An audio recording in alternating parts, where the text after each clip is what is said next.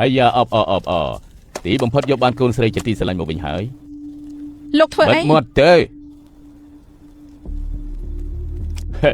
គ្មានអីទេខ្ញុំគ្រាន់តែចង់ដឹងឧបករណ៍ទទួលដែលអាចជូនពួកយើងទៅវិញនៅឯណាមានន័យថាម៉េចគ្មានន័យអីទេគ្រាន់តែចង់មើលក្រែលើមុនឲ្យមើលហាញតើ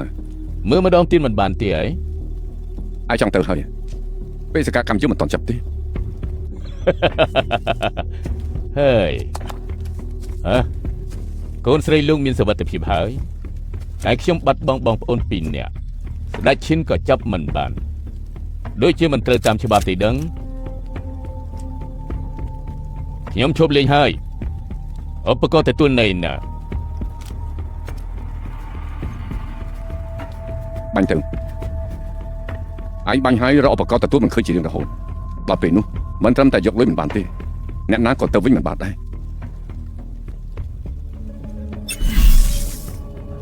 ស្ដេចឈិនយើងសម្រាប់បានហើយ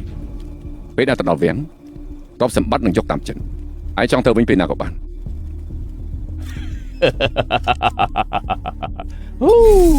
ក៏ពិតយកបានមុខស្ដេចឈិនហើយអង្គសៀវឡុងចិត្តតាមមកហើយពួកយើងចូលវាំងសិនឯងនៅជាមួយធីមសម្រាប់គេខ្ញុំចង់ទៅជាមួយលោកដែរឯងនៅជាមួយធីមទៅល្អជាងខ្ញុំចង់ទៅជាមួយលោកដែរគ្មានកិច្ចព្រមព្រៀងនេះទេខ្ញុំនៅជាមួយធីមនេះដើម្បីចូលវាំងទៅយ៉ាងម៉េចដែរ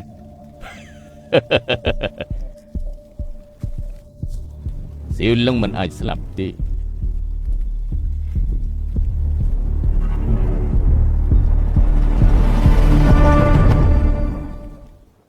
អត់ទឹកស្ដាយទេស្អីទឹកអត់ចង់ហូបទឹកទេផាន់ទីក៏គ្មានត្រីវិស័យក៏គ្មានចប់ហើយប្រយ័ត្នព្រះអាទិត្យតាមផ្លូវពុកធေါ်មើលទៅមិនធម្មតាសោះមិនសមក្តៅដល់ម្លឹងទេពិតជាហិតយល់ឡើងថាម៉េចឯងនិយាយច្រើនណាស់ចាប់ពីពេលនេះតទៅឆ្ពោះទៅទិសឦសានឆ្លងភ្នំ2និងទន្លេ1ទៅដល់ព្រំដែនហុងគូរលីស៊ឺបានហើយត្រៀមរបស់ទៅ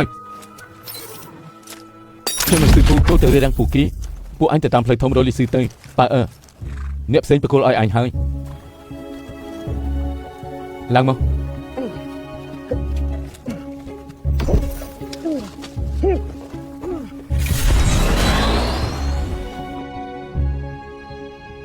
យើងត្រូវឡំពត់ទាំងសងខាងកងទ័ពរបស់យើងជាច្រើនត្រូវបានសម្លាប់សំណាងល្អមានមនុស្ស2នាក់ជួយយើងទើបយើងអាចមកដល់ព្រំដែនហុងគូព្រះអង្គមុនតែច្បាំងនៅនគរឈីបានពិភាក្សាជាមួយនឹងទូបង្គំច្រើនដងហើយពេលបានជោគជ័យជួររង្វាន់សៀវឡុងយ៉ាងម៉េចដំឡើងតំណែងយ៉ាងម៉េចសៀវឡុងមិនអាចយកគុណសងទូសំតែនឹងស្លាប់មែនក្រោយពេលដែលយើងរត់រួចសៀវឡុងនឹងក្រុមជនក្បត់ប្រកាសជាមិនបោះបង់ឡើយលោកអបរាជត្រូវតែប្រុងប្រយ័ត្នព្រះករណីថ្លៃវិសេស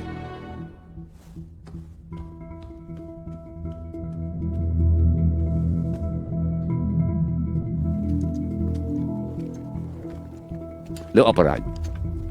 មុនពេលព្រះអង្គយើងទៅនគរឈីមិនដែលមានបន្ទូលពីរឿងតំណែងទេជនបោកមានអាវុធខ្លាំងដល់ម្លឹងផងសំណាងល្អលបងបានរួចផុតពីការសម្លាប់នេះដោយសារតែព្រះអង្គទុកជីវិតឲ្យទូបង្គំតែជនក្បត់ចេះវិជាអាប់ធ្មប់អាចបដូររូបរាងឲ្យមើលទៅដូចជាពួកយើងបានយល់អស់ពួកយើងបកអាក្រាតពួកគេពេលនេះទៅបកអាក្រាតពេលនេះដូចជាវាយស្មាបង្អើលពួកបាច់ជឹកធ្វើយ៉ាងណាទៅបានជាព្រះអង្គរករាជគ្រូហុងឃើញទៅហើយគេច្បាស់ជានាំព្រះអង្គពិតប្រកបត្រឡប់មកវិញខ្ញុំជឿជាក់លើរាជគ្រូហុងអាយ៉ានៅយើងទៀត